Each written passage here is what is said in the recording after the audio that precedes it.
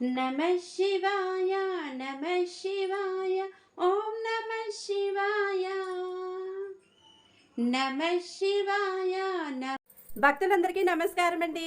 ఎలా ఉన్నారు? బాగున్నారా? ఇంకా ముందుగా చెప్పాల్సింది ఏంటంటే మీరందరూ మా ఛానల్ సబ్స్క్రైబ్ చేశారా? అలాగే బెల్ సింబల్ కూడా ప్రెస్ చేయండి, లైక్ చేయండి, షేర్ చేయండి.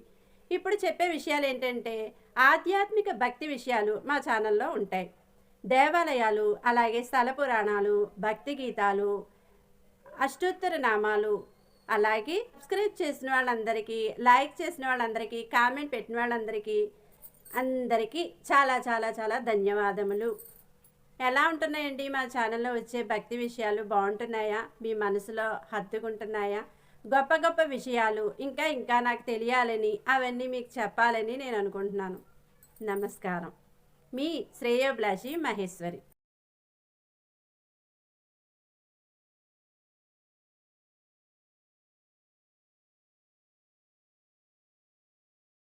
జై శ్రీమన్నారాయణ.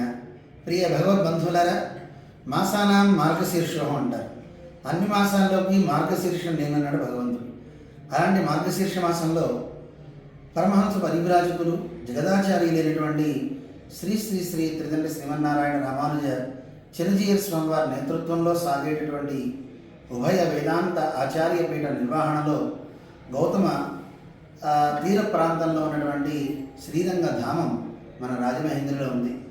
ఈ క్షేత్రంలో 12వ తారీఖు నుంచి 16వ తారీఖు వరకు పవిత్రోత్సవ కార్యక్రమాలు వైభవంగా జరుగుతున్నాయి. దీంట్లో భాగంగా మన జిఎస్ స్వామి వారు 12వ తారీఖు మధ్యాహ్నం నుంచి 14వ తారీఖు రాత్రి వరకు ఇక్కడ వేయించేస్తుంటున్నారు. మనందరం చేయాల్సిన పని ఏమిటంటే పవిత్రోత్సవాల్లో పాల్గొనడమే కాకుండా 14వ తారీఖు సాయంకాలం జరిగేటటువంటి శ్రీ రామపాదుక పట్టాభిషేకం సామూహికంగా భక్తులందరితో చేయిస్తున్నారు.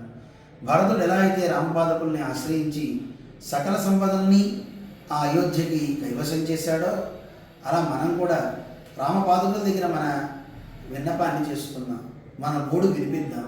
రాముని అనుగ్రహాన్ని తొందరగా పొందేలా చేసే ఆ రామపాదుకుల్ని మన శిరస్సును పెట్టుకుని ఇంటికి వెళ్దాం. త్వరపడండి.